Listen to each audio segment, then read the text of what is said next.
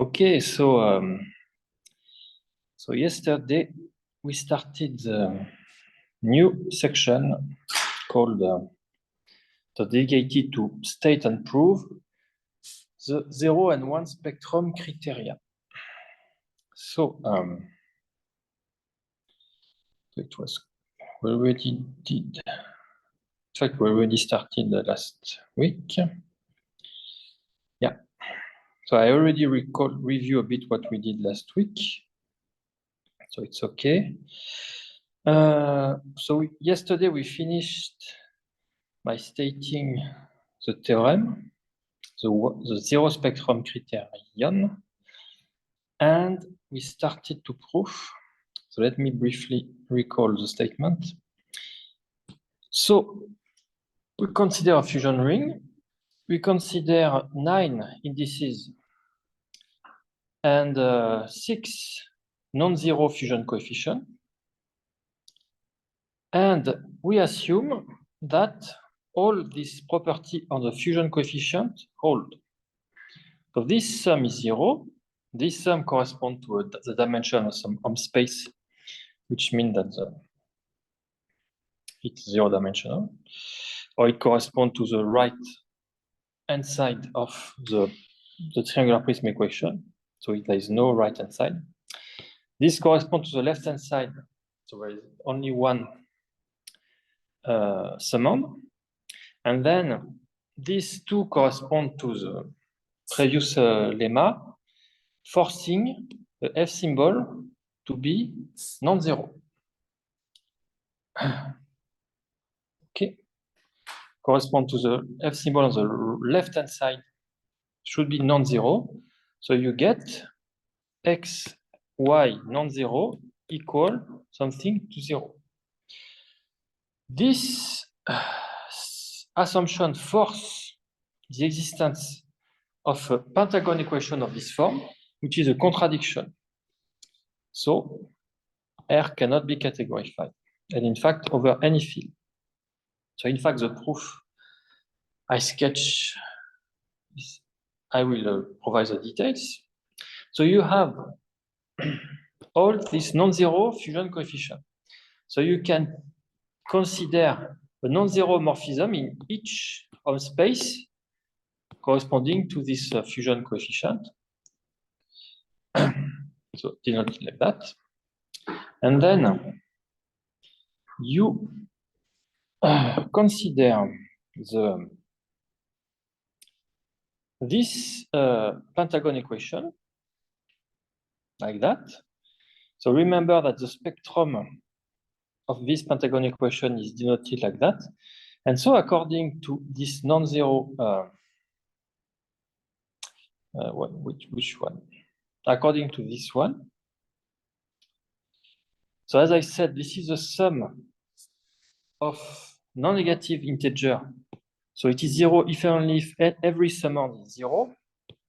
If and only if, for all k, one of the three is equal to 0. So it means that, by definition of the spectrum, it means that this is empty, because it's saying that for all I, that should be non-zero, non-zero, and non-zero. But by this assumption, for all k, or for all I, one of them should be 0. So this is empty. This is what we said here. Okay.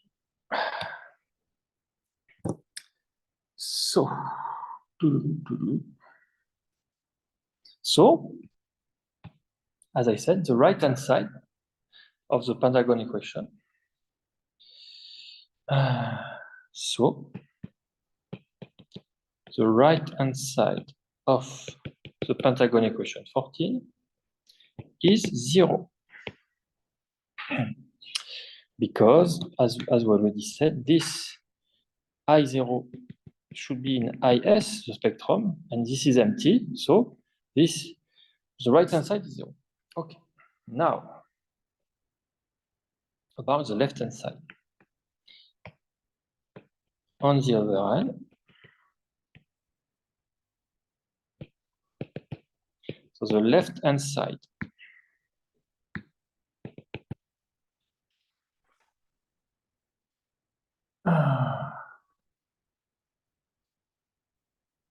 Okay. So,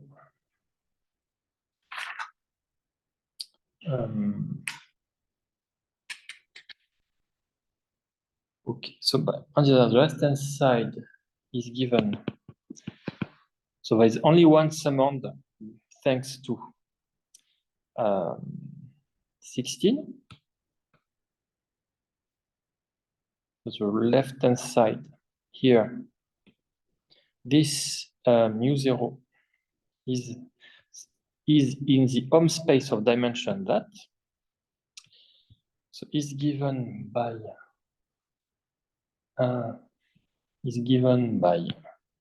the following product.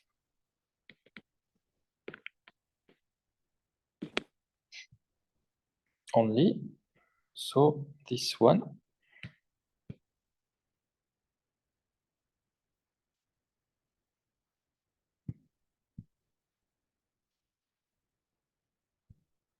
Where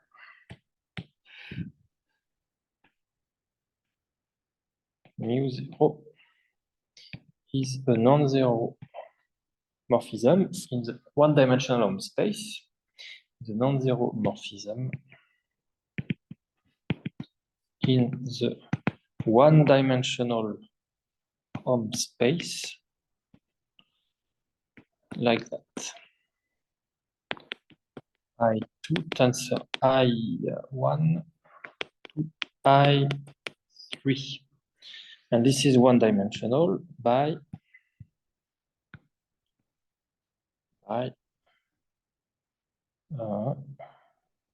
assumption 60.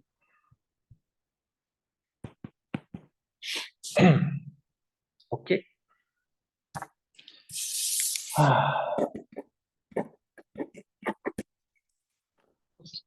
So now, if you consider 17 and 18 and the previous lemma, you get that this is non-zero and this is non-zero and this is non-zero. However,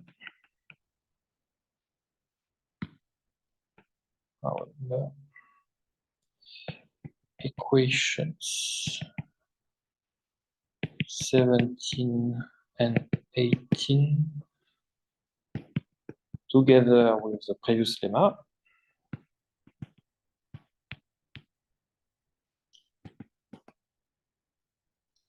indicate that each above F symbol is non-zero. Indicate that each F symbol on the left-hand side is non-zero.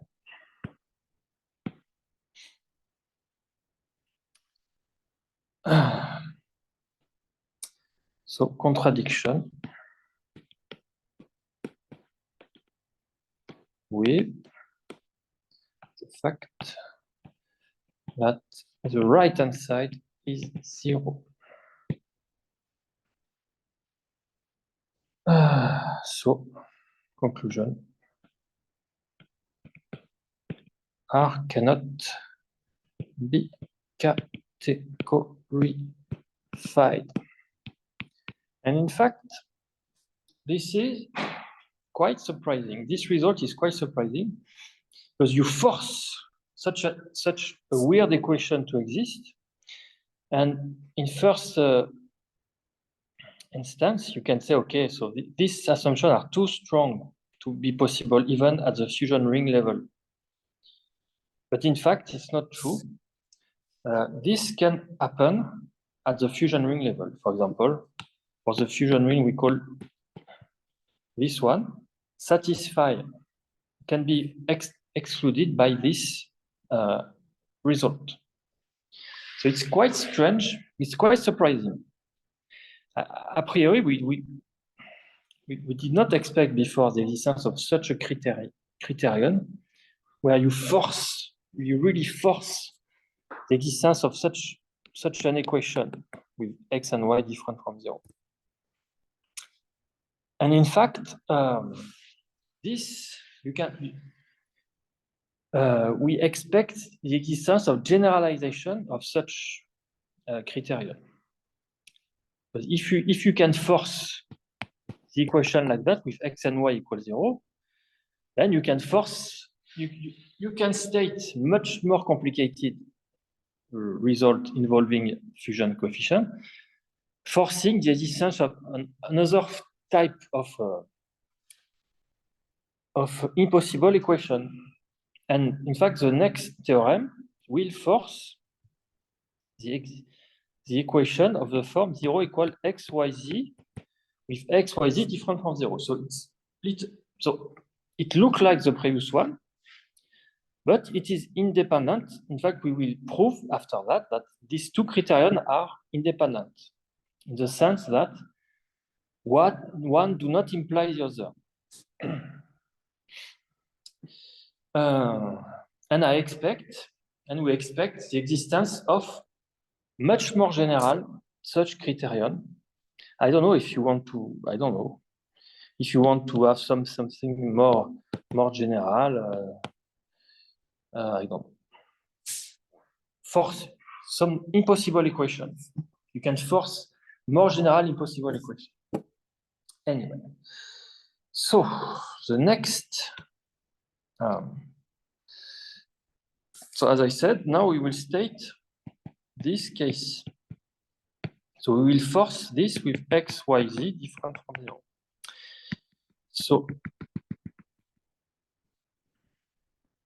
statement is the following.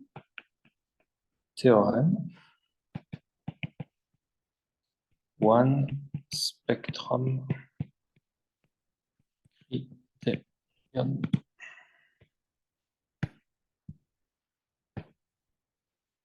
Okay. So in fact, the statement of this theorem look like to the previous one, but it's a little bit more complicated.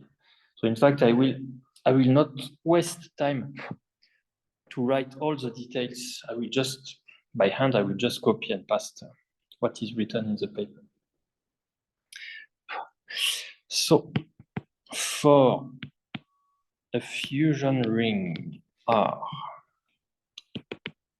if there are indices ij in I, j between 0 and 9. So first difference in the one spectrum criterion, j was between 1 and 9. So you have one extra j here, such that the fusion coefficient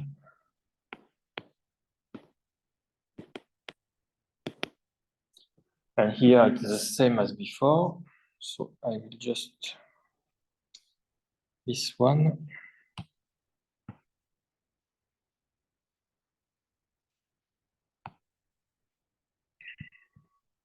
Such that are non-zero.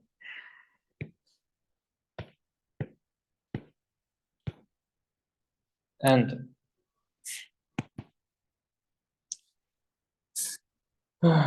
so you have 19.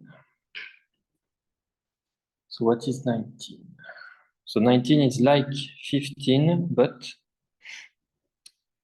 it's not equal to 0, but equal to 1.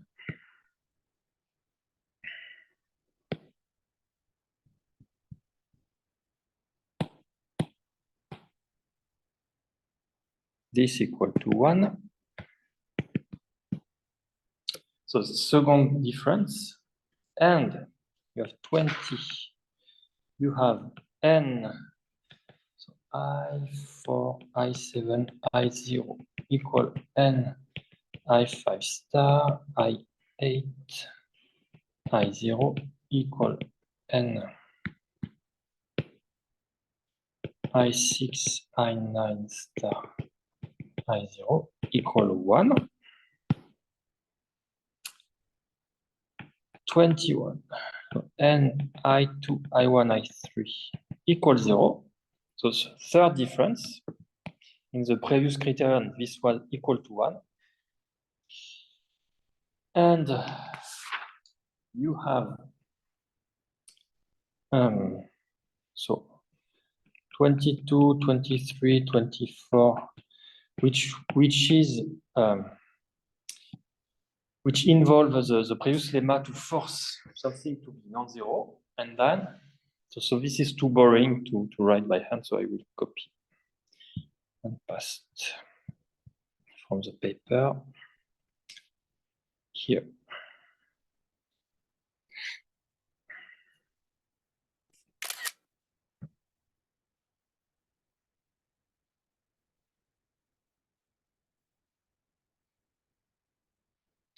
Like that.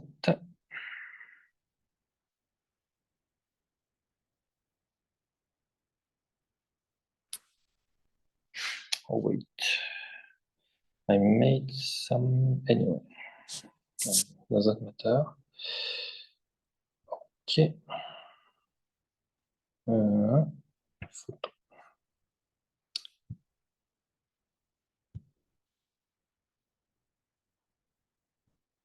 Okay.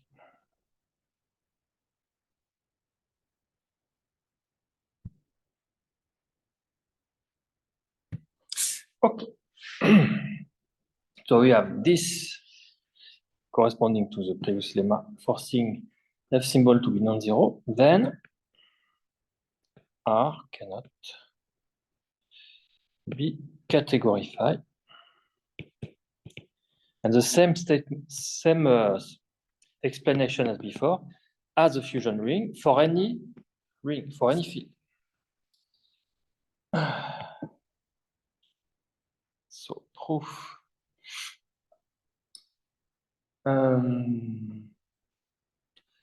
So the beginning of the proof is as before. So where is it? I guess I can copy all this. This is the same beginning.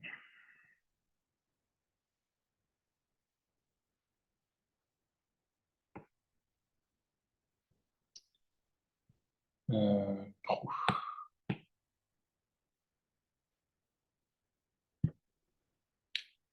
So assume you have that, and then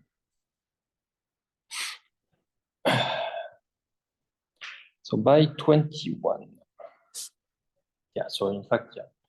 So the idea is exactly the same. So by 21, the left-hand side of Pentagon equation 14, so Pentagon equation is 0. 0. Why? So you have 21 is that. So mu, it is in the home space of dimension 0. Mu 0 is in home space here of dimension 0. So the left-hand side is 0. Okay, because of that. So 0.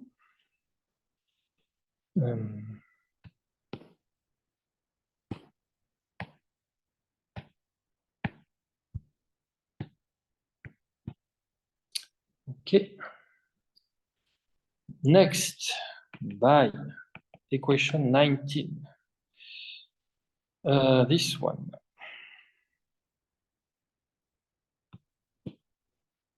So in the previous case, this was 0, now it's 1. So what happened? It's still a sum of positive non-negative equal 1. It means that there must be a unique k such that this is equal to 1, and it is 0 for all the other k.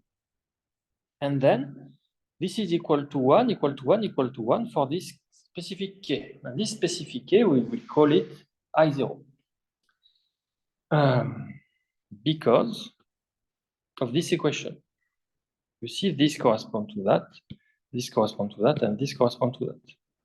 So this equation force the existence of a unique k such that this summand is non-zero, and this summand is 1, and this equation forces this unique k to be I0. So this I0, this is the extra indices. Okay, so by 19, there is a unique k such that n I4 I7 k n I5 I8 k n I6 I9 star k is non-zero, and by, in fact, 1, but we don't need, and by 20, this k is precisely I0. So this I0, according to, if you remember, this equation 19 corresponds to the spectrum. So the spectrum, there is only one element. So I0 is a single element of the spectrum of Pentagon equation 14. Okay.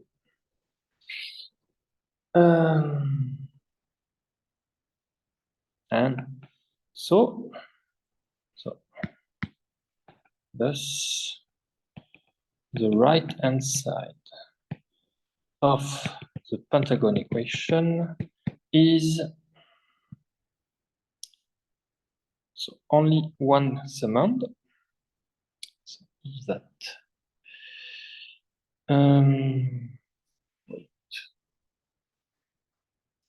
so there is one summand. So I forgot to say something.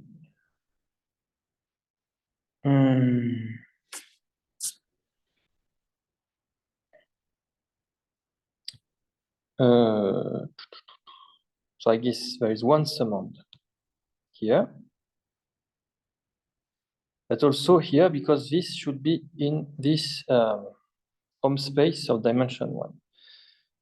I have to specify that also. One summand by 20. mu7, mu8, mu9, mu7. Yeah. So the summand is that.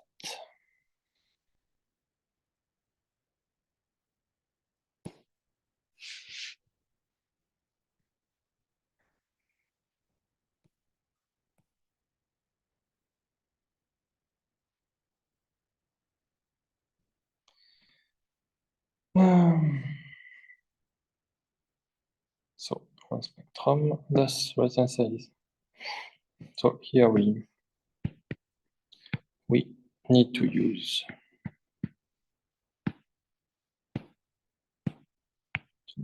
20 also again.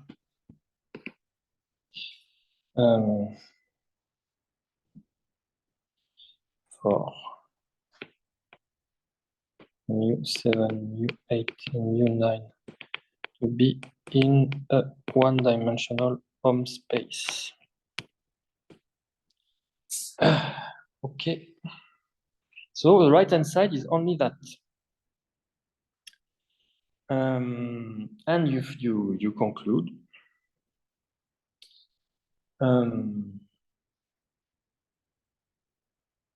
Okay. Yeah, I wrote that. Okay, so I don't need to write.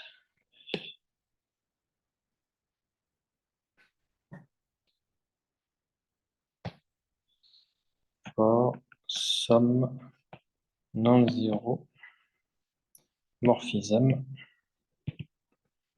mu7, mu8, mu9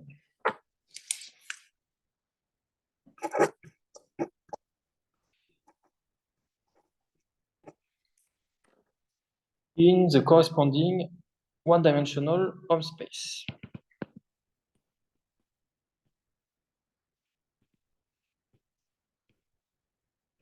One-dimensional home spaces, and corresponding, you should see 20.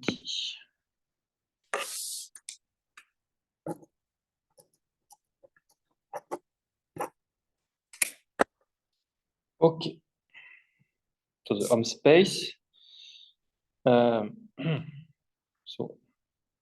here you have xi4 tensor xi7 to xi0.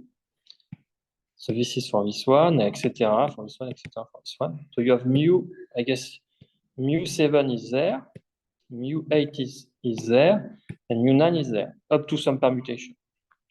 So yeah, they are non-zero, so that generate this home space. So that's why there is only one summand. Okay. And finally, by equation 22, 23, 24, and lemma, previous lemma, this, so the F symbol, this F symbol in the right hand side of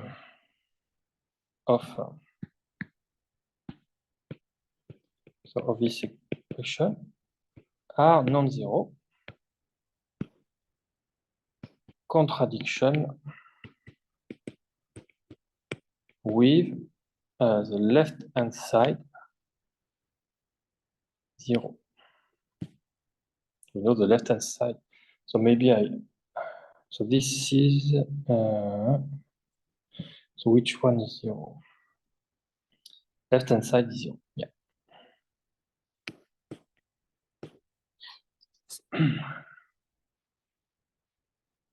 So in fact,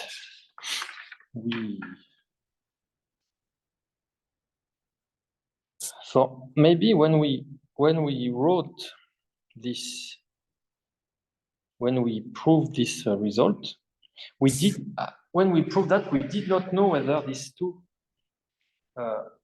criterion are equivalent or not. In fact, all the example we checked for which this criteria applied, they apply for one and the other. And in fact, we had to wait maybe 2 years to find 2 examples I will mention later, which one is excluded by one criterion but not the other, and the other is excluded by the other criterion but not the other one. But anyway, I will explain. So this proves that these 2 criteria are independent, which is interesting. And as I said, there is no obstruction that we should be able to generalize or to find new criterion like that, forcing an impossible equation. These 2 are, in some sense, the 2 easiest criteria of this form. And when you say the 2 easiest, when you look at the statement, which already look very complicated, straightforward but complicated, you can imagine how complicated should be the other kind of criterion like that. Anyway. Okay. So this and the section, this section dedicated to this criteria, so this and section 13. So we can go to section 14, and in fact, in section 14, we already did something. So section 14. application. So we already did the section 14.1, which was called fusion ring F200. Fusion ring F210, which was already done before.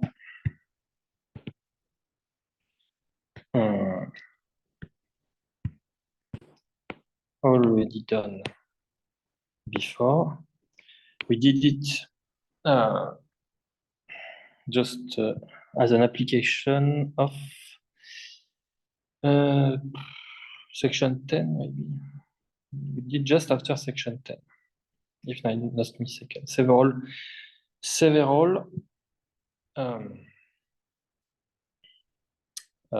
session ago. Just after section 10, if I'm not mistaken. Just after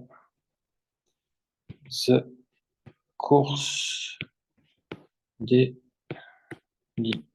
to section 10, because it's a direct application of section 10. Now, you have the fusion ring F660. So this fusion ring, so these two fusion rings, as I already explained, are not random fusion rings. They are very important fusion rings because there are the two first serious candidates to categorification, to unitary categorification. So I will restate after that the theorem classifying unitary categorification for a simple integral fusion ring up to some bound, and this was the two remaining one.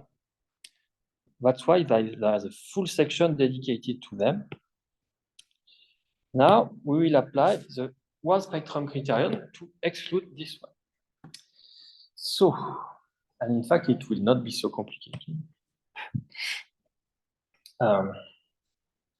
The proof will be only one line. What will take only a few minutes, it's just to introduce this fusion ring. So in this section, this subsection,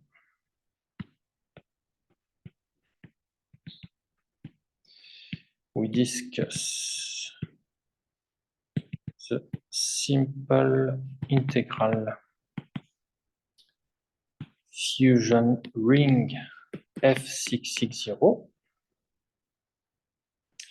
So in fact, this fusion ring is what we call an isotype variation of a group character ring of PSL 211. Yeah. So this one is an isotype variation. This one, if you remember, was an interpolation of PSL to Q non-prime power. In fact, here, this was for Q equals 6. This was an interpolation. This is an isotype variation. And in fact, in this paper and this course, we don't mention there is a third. We discovered a third transformation called the contraction. And in fact, but for this course and this paper, we did not need contraction, but for the current classification, the update classification for today, we need to mention a third, not a third fusion ring, but a third type of transformation called the contraction. Okay. And in fact, this is interpolation, isotype variation, and contraction. And we wonder whether every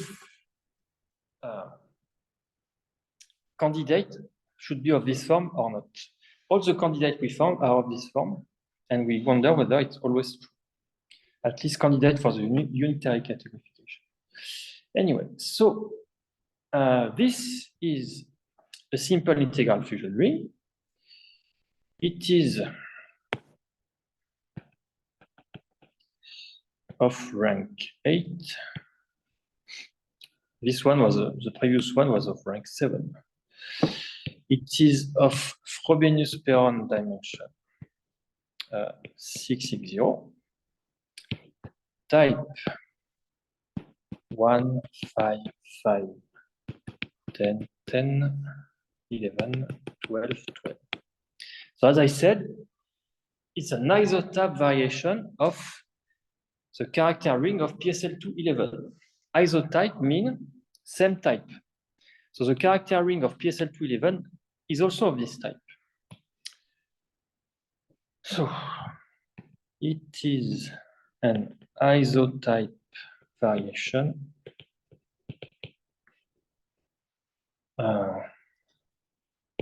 of PSL211. And maybe in the introduction of this course, I call that isotypical variation, but I change the notation for isotype variation, which means same type. For several years, I call that isotypical variation, but this isotype variation is better. Okay, same type. So let me put the fusion data here. I will copy and paste.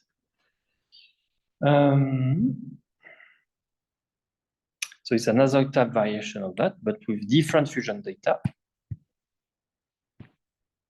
It's a proper isotype variation, but with different or non-isomorphic fusion data as follow.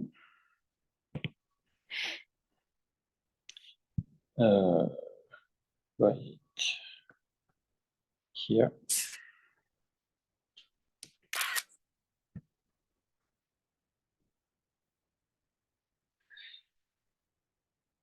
Unfortunately, I did not put the fusion data of PSL211, so I cannot tell you where is the difference. But usually the difference is not so big.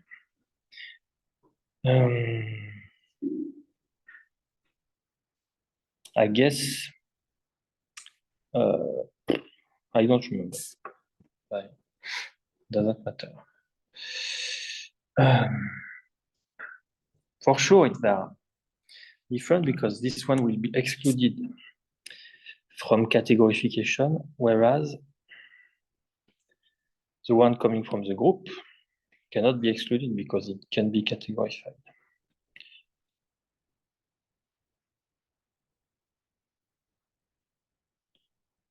Okay, so this is the fusion data. And in fact, we have the one spectrum criterion.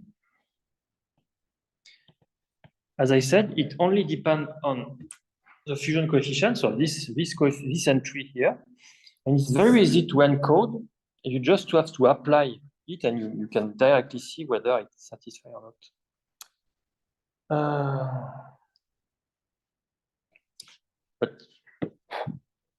So this, not that this fusion, so the fusion ring corresponding to the fusion data passed all former categorification criteria. So the point is that we had to create a new criteria to rule it out. And in fact, what is really important to mention is that the zero spectrum criterion was found because of this fusion data. We thought we have this candidate and we don't know how to categorify. We try to categorify it, and in the process of trying to categorify it, we found a contradiction. And this contradiction, we generalize it as the zero spectrum criteria. So the thing are going this way. So in the paper, we are going the other way.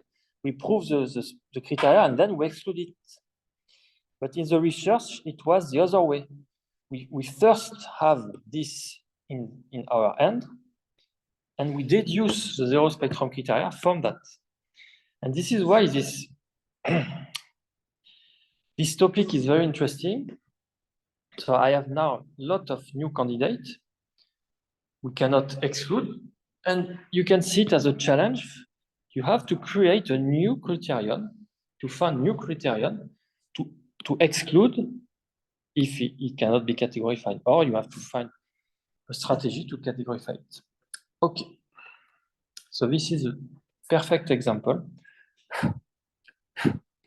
And same thing happened for this one, in fact. The localization strategy criterion was created to exclude this one. And we showed the other way, but yeah, it happened like that. Okay. So now we can state the theorem. Theorem 1411.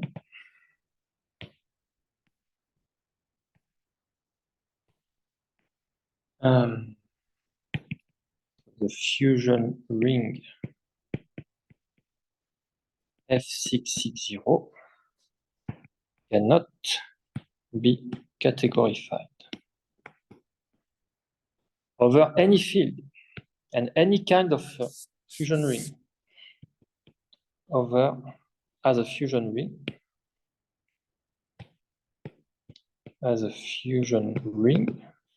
over any field.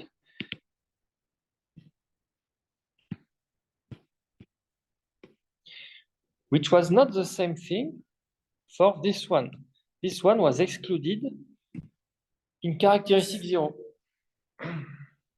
And in characteristic positive, we had to assume pivotal.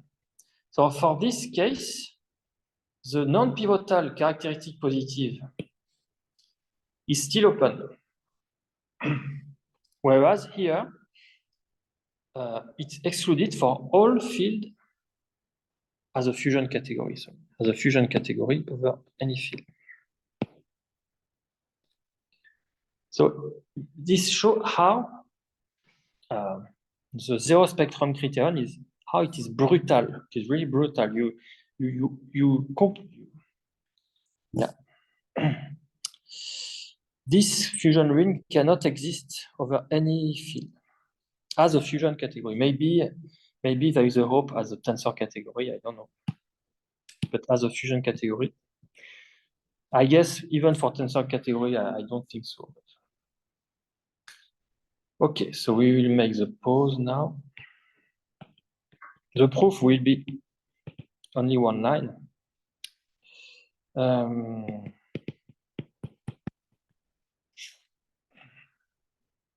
Pause. So as I said, the proof. Now we did the job. So the proof is only a direct application of the zero spectrum criterion with I1 up to I9 equal 1, 3, 4, 1, 1, 3, 4, 2, 2. So I will not check by hand. It will make no sense. But in fact, it's very easy to you have this assumption. Or the one before. It's very easy to encode this in a computer, and you can check. In fact, you can check all the possible indices. And if one works, then the program says, okay, the output is this. And this is exactly what we did here. We enter the fusion data for the code for zero spectrum criterion, and the computer said it worked for these indices. And this for zero spectrum criterion, but it works also for the one spectrum criterion. So it can be excluded by both. Okay. So a small remark before restating the classification theorem. So as far as we know, or as far as I know,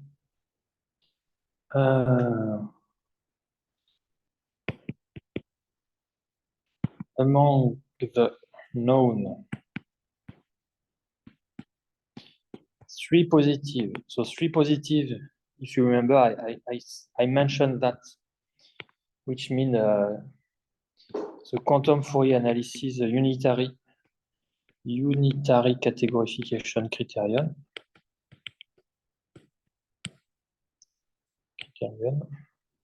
So the only three positive simple integral fusion ring. So among the three positive simple integral fusion ring, F660 is the only one to be excluded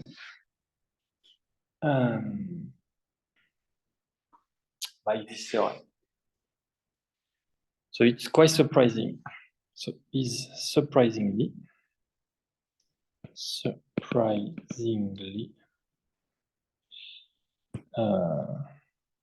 the only one. And in fact, not only simple integral, but many other cases. The only, so there are many examples. We know many examples of exclusion using the spectrum criterion, but most of the time they are not three positive. So they are already excluded, at least for unitary categorification. So in the three positive case, as far as I know, this is the only example. Or maybe you have to. Anyway, it does not matter.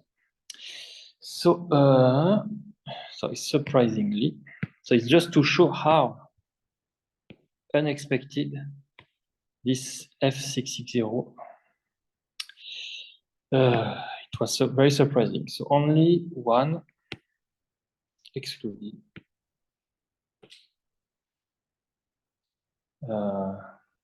By theorem. So the zero spectrum criterion, or even the one spectrum criterion. Okay.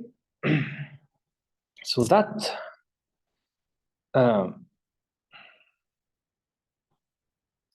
finish the proof of the theorem stated in introduction. That finish the proof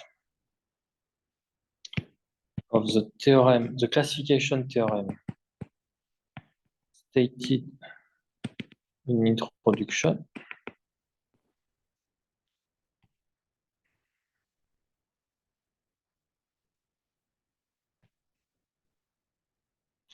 Classification theorem stated in introduction. So let me recall this theorem, or at least this version. This theorem depends on which bound you write.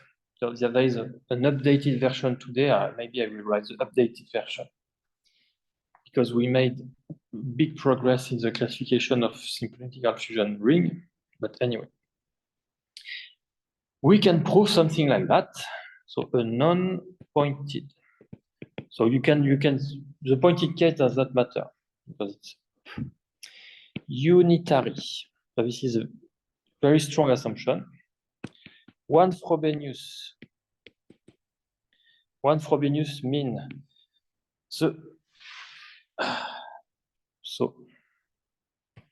I already mentioned that, but one Frobenius mean f p dim of bi divide f p dim of the category of the ring. So there are many examples which are not one Frobenius, but this the classification is much. So we can go much deeper in the classification, assuming one Frobenius. And one Frobenius, so it's not satisfied for fusion ring in general. You have plenty of fusion rings which are not one Frobenius, but there is a conjecture by Kaplansky, a generalization of 6 Kaplansky conjecture, saying that any fusion category is one Frobenius. So we have good reason to restrict to one Frobenius. We don't know any non-one Frobenius fusion category today. One Frobenius, simple integral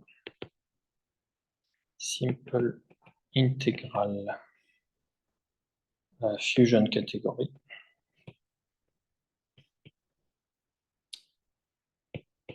And you have some rank restriction, but in fact, so of rank, or maybe I can just say,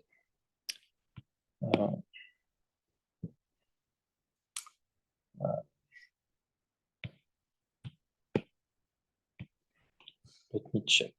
What can I say?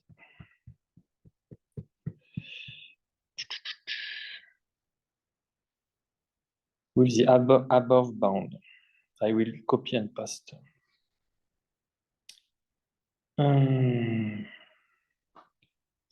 will copy and paste the bound, but in fact, the current bound are much. So let me copy and paste this bound. So the bound written in the paper. Of course, today we have a classification of such fusion ring for much better bound, but then you have also more candidates. So you cannot state the theorem.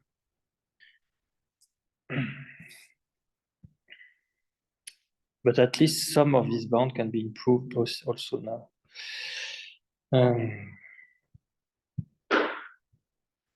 No, not that.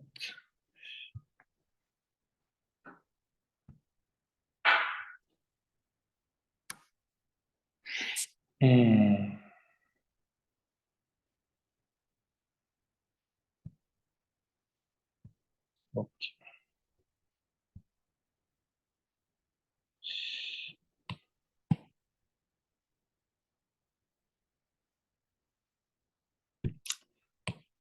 So a non-pointed unitary one from a simple integral fusion category over above bound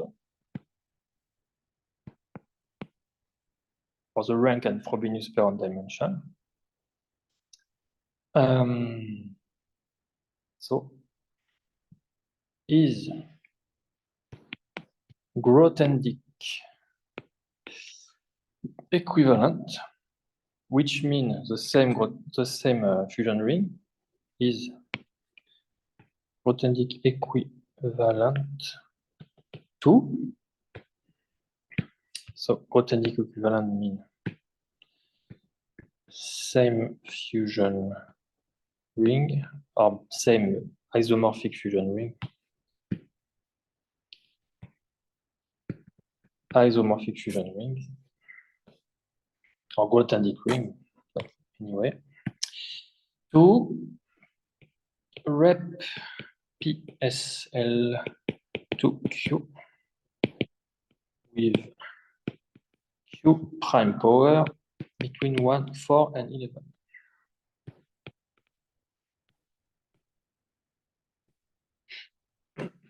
And in fact, so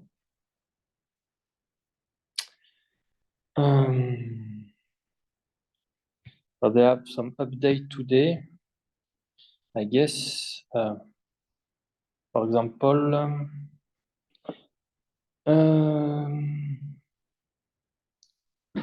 so update today's update. So I guess here we can go. Here it's written 1, 2, 3, 4, 5, 6. I guess we can go here up to 10 power. Well, it does not matter. 10 power 7, 10 power 6, here 10 power 5, here 10 power 4.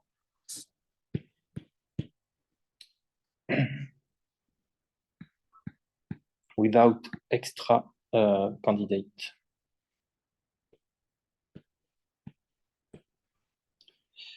But it does not matter. In fact, here we cannot state the theorem here. But,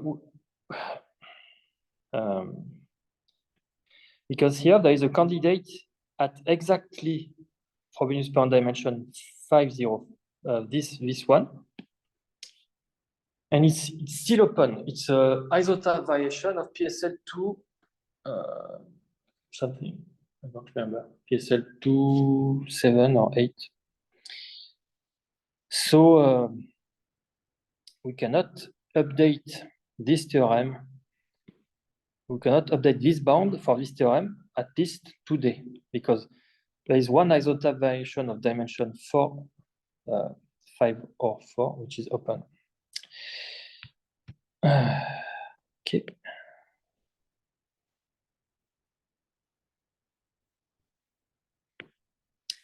Okay.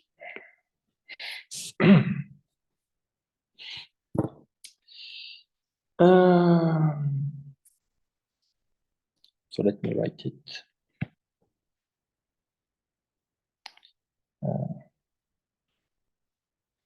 There exists one open candidate of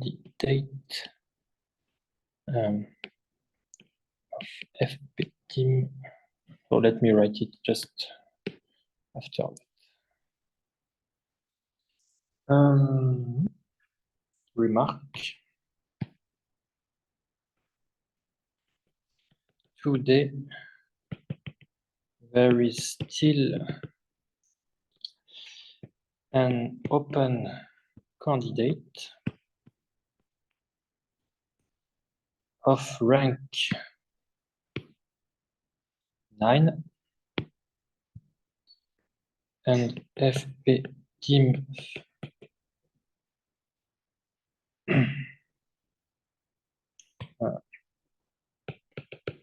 is an isotype variation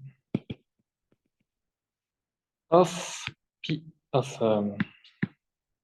character of PSL2, and I forgot which one. Let me check. My PSL2 8, 9. So where is it? Let me check where I can find that.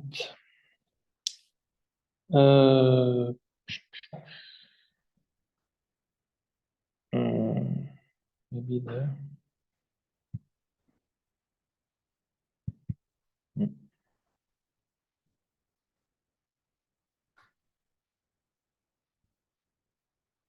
PSL2 8. Yeah.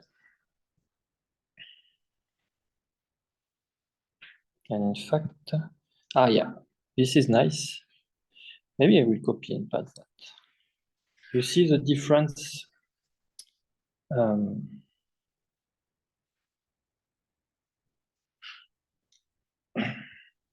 Here, PSL2 8.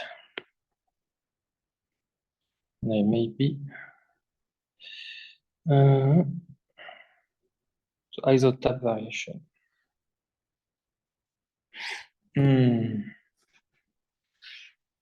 So the first is PSL2 8, the second is isotype variation. And we see that they are not the same because they are not the same character table. Anyway.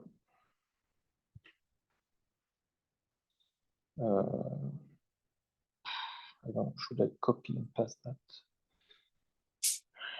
That's quite interesting. Anyway.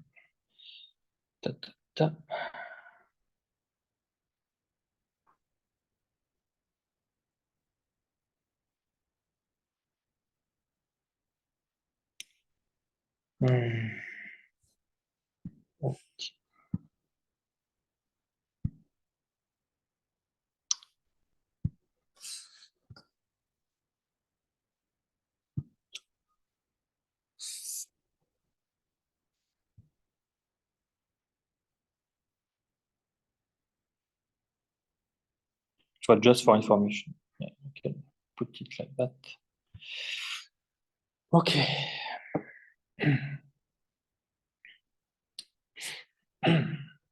Okay. So.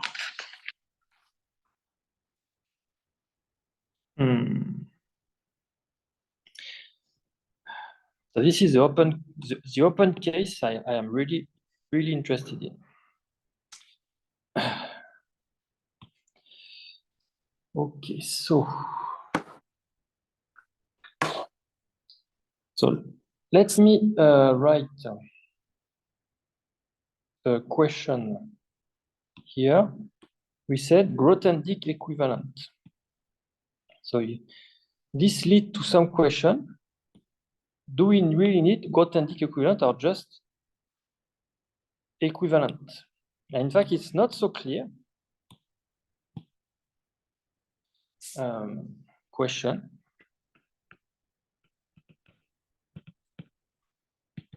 Is there a fusion category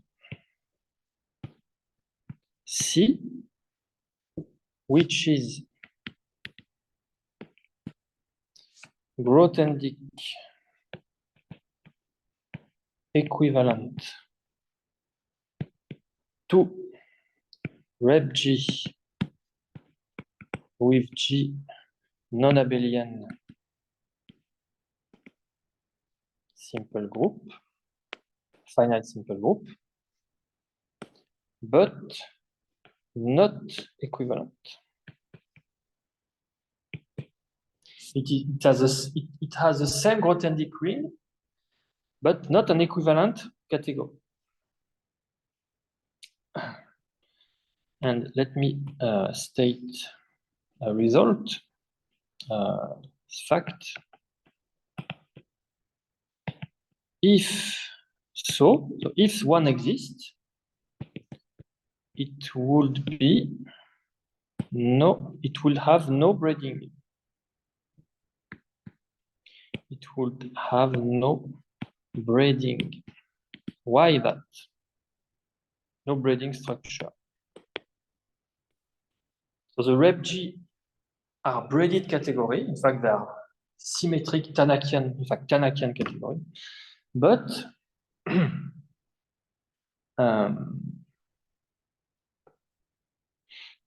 so the sketch of that, sketch of proof,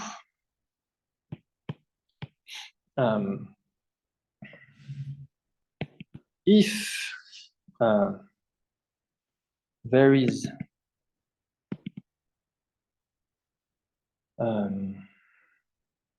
one which is braided, which has a braiding structure, which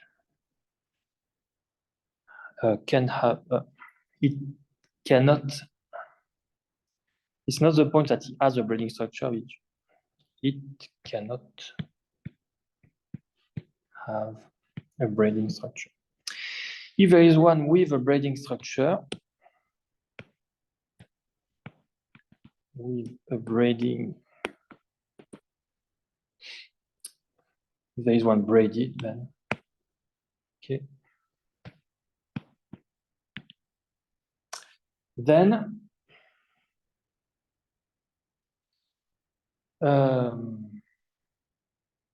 one.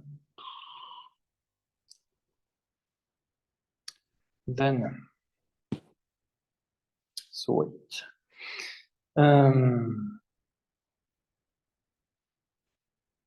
So how should I say?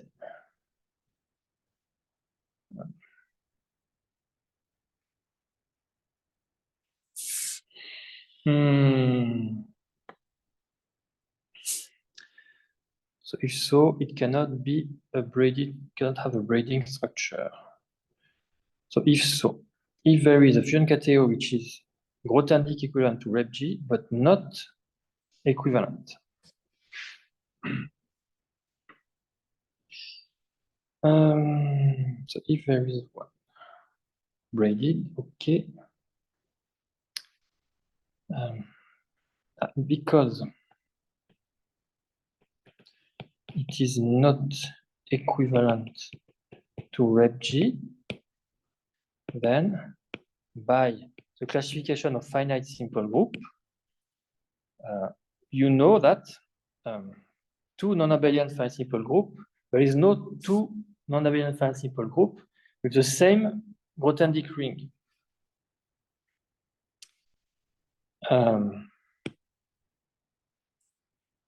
So if there is a, which is, cannot be equivalent to another rep H with H. So sorry, another finite simple group, because yeah, anyway.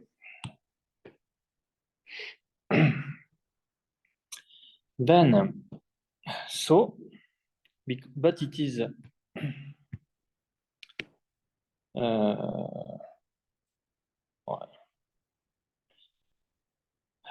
how to say that?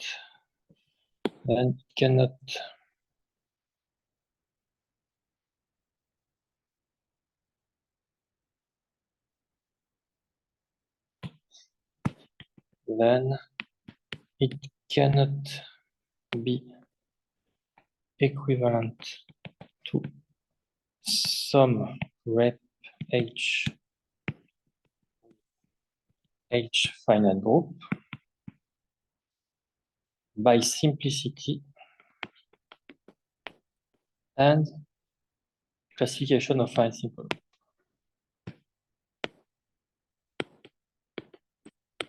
It will be still simple because it's Grothendieck equivalent to something simple. So it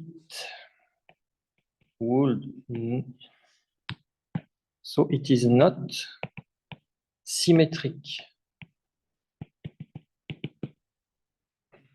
This is the point of that. It is not symmetric. It would not be symmetric. But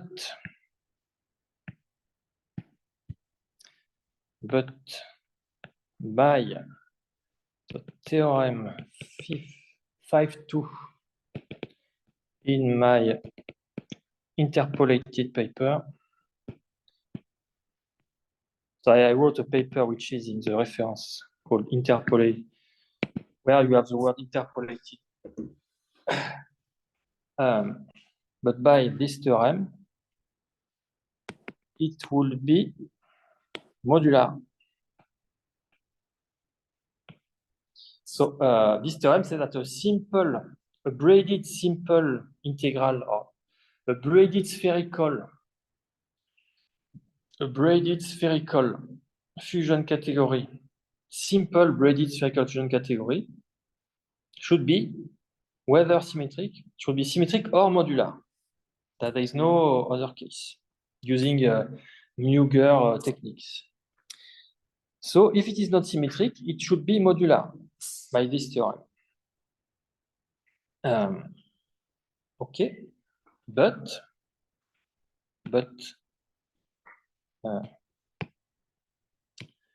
finally,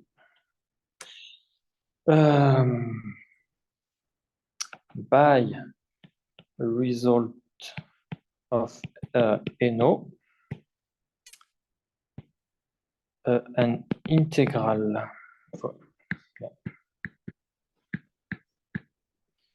a modular fusion category is half Frobenius,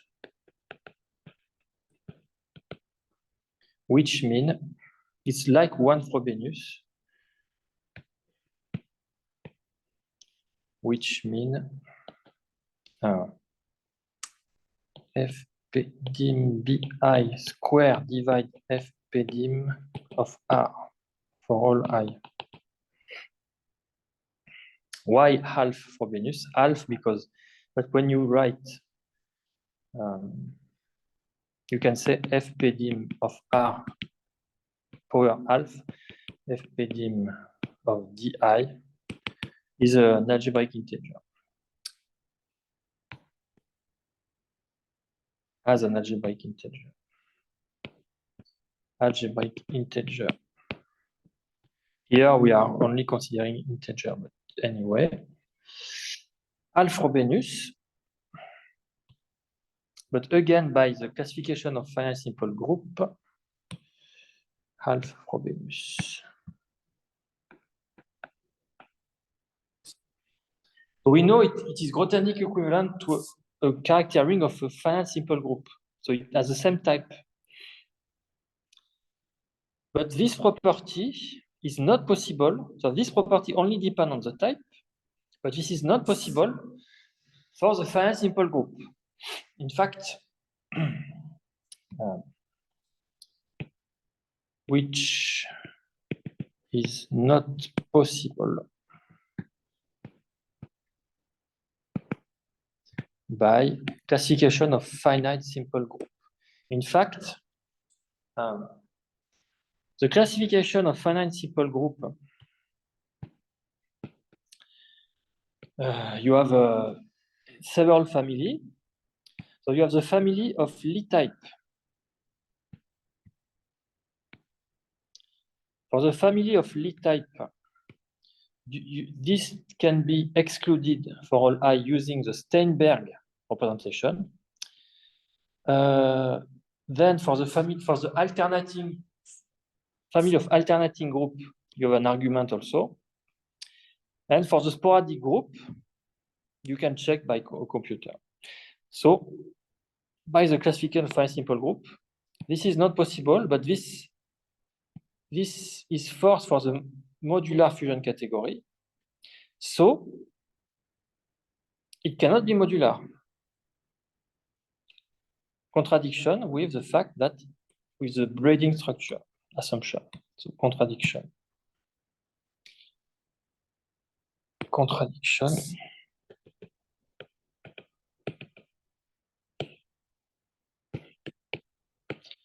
So at least we can say that if the fusion category, if there is a fusion category which is Grothendieck equivalent to something like that with G non-abelian finite simple group but not equivalent, then it cannot be braided. It cannot have a braiding structure. But out of the braiding consideration, I don't know. It's an interesting question to consider. Okay.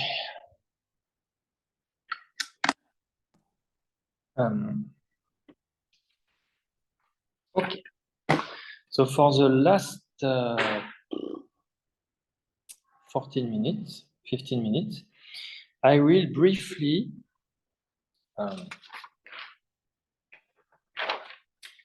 so let me say that this is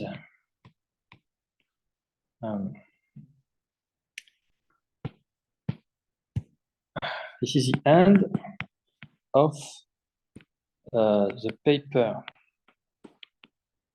but not the end of the course. So I will briefly introduce the topic of next semester course, which may be the application of triangular prism equation to near group fusion, so to the categorification of near group fusion ring. So for the last 15 minutes, I will write that. Yeah.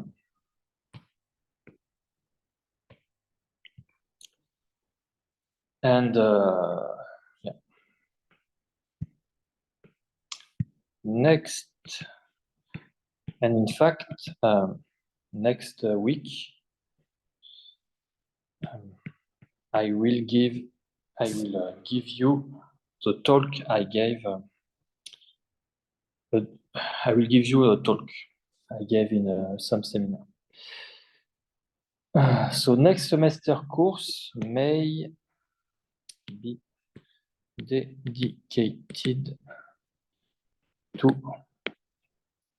the application of TPE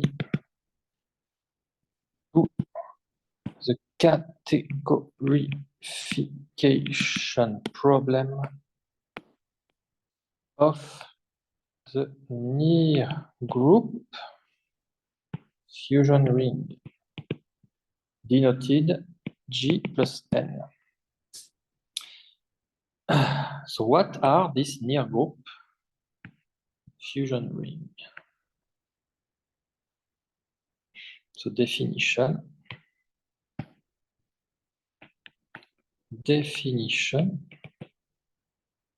of that. So it's a fusion ring. A fusion ring is defined by basis and fusion coefficient. So let G be a finite group. Let N be a non-negative integer.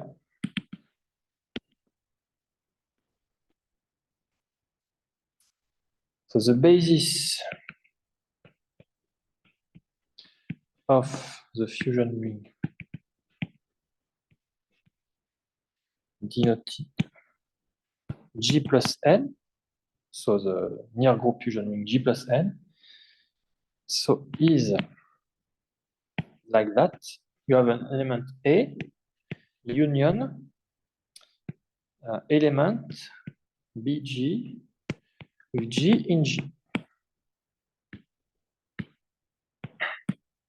Okay, and the rule, fusion rules are as follow. So BG1, BG2 equal BG1, G2. ABG equal A equal BGA. And A square equal NA plus the sum for G in G of BG. So you see where the N appear. So you have the N. So the N appear here as a multiplicity. So this fusion ring is of multiplicity 1 except for this fusion coefficient, which is N.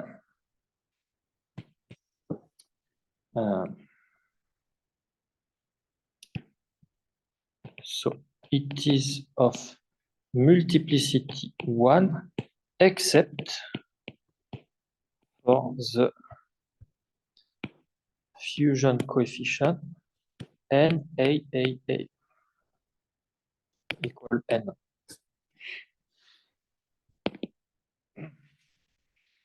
Okay. So let me state some well-known result, in fact. Let me state some well-known result about G plus N. So the first result is when N equals 0. It is called Tambara-Yamagami category. Tambara-Yamagami 98. G plus 0 can be categorified if and only if G is abelian. Okay. This is one extreme case when N equals 0. So one extreme case considering this one. And the other extreme case considering this one when G is trivial. And this is due to Ostrich in 2003. So the trivial case for G, can be categorified if and only if n equals 0 or 1. And in fact, n equals 0 is, I guess, is just the cyclic group C2, I guess. And n equals 1 corresponds to the golden fusion ring. So, in fact, there is a lemma. So the Frobenius parent dimension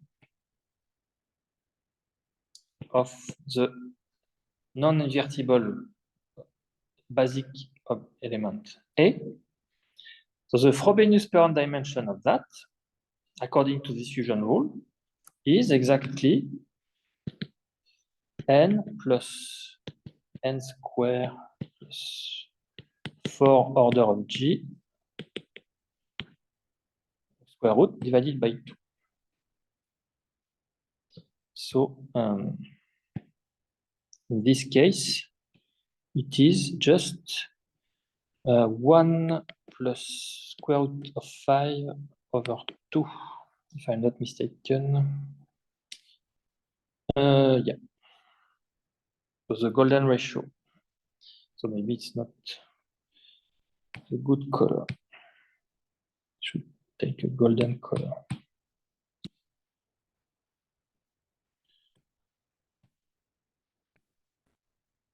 One. And here it is 1 plus square root of 5 over 2.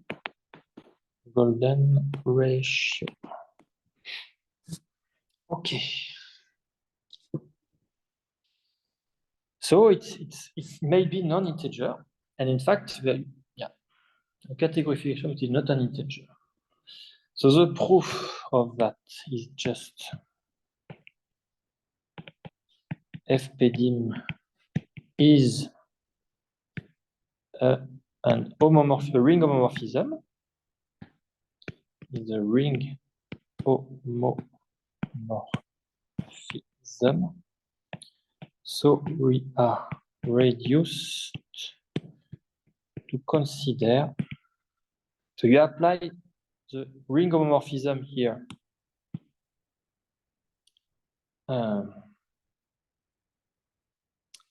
So you apply it here.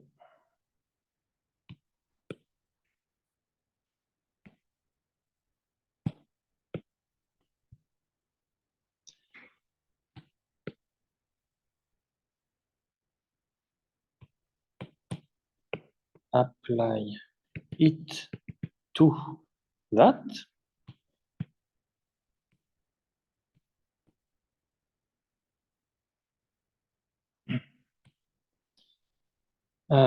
Then for x equal FPDIM of A, we are reduced to pick the positive solution of x squared equal nx plus cardinal of G. And which is exactly this. Okay. So, next very important result involving this, the Frobenius parent dimension of A is the following. So, related to the following definition. So the near group G plus N is called irrational. Irrational if the Frobenius parent dimension of A is irrational. So for example,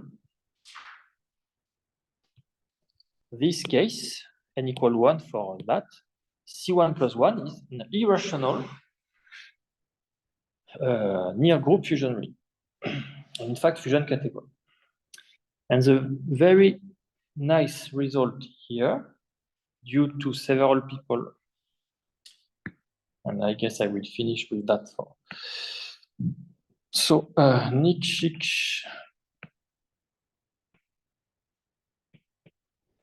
Ostrich.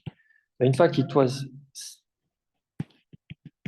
in a paper by Evans Gannon, or in a paper by Izumi. In fact, Izumi cites these two papers, but the statement was not complete in this case and not published in this case. In fact, I did not find even an arXiv version in this case. But anyway, if the near group fusion ring G plus N is irrational and unitary, like Izumi is talking about C-star tensor category, but I guess it's the same thing as saying it is unitary, at least for the fusion category. Unitary category fiable, then G is abelian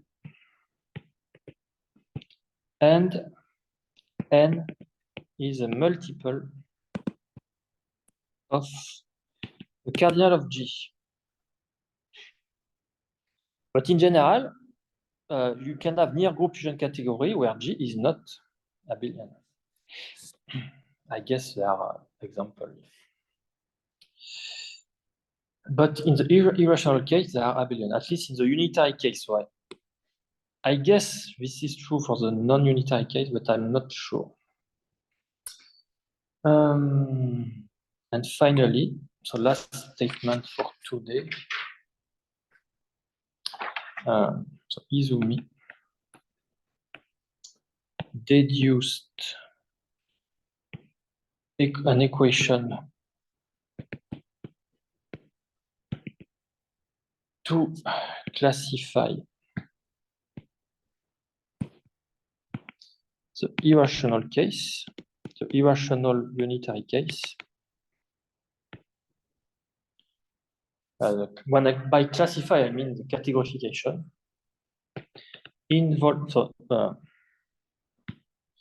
Proved using an operator, prove using operator algebra. Prove using operator algebra, more precisely using Kunz algebra. So let me advertise what we plan to do next semester. If I do that, it's not completely determined. Not sure at 100%. We will use TPE to recover Izumi's equation without operator algebra. I mean purely category, and extend it to non-unitary case, to non-unitary, because the method is purely combinatory, purely categorical. We don't need unitary assumption, whereas the operator algebra approach of Izumi is unitary. This is C-star algebra, so you need a unitarist. But in a purely categorical, you don't need unitary. So we will recover Izumi's equation and generalize it to the non-unitary case. Okay. And so I have no time to write what I wanted. I wanted to just to explain. So the application, but I will not write because I have no time. And next week I will say that I will do the talk. We give you the talk. So the application of TP to the categorification of near group.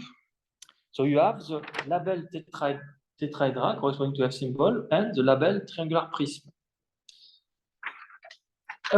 If you can order the tetrahedra and triangular prism according to the number of occurrence of the label A.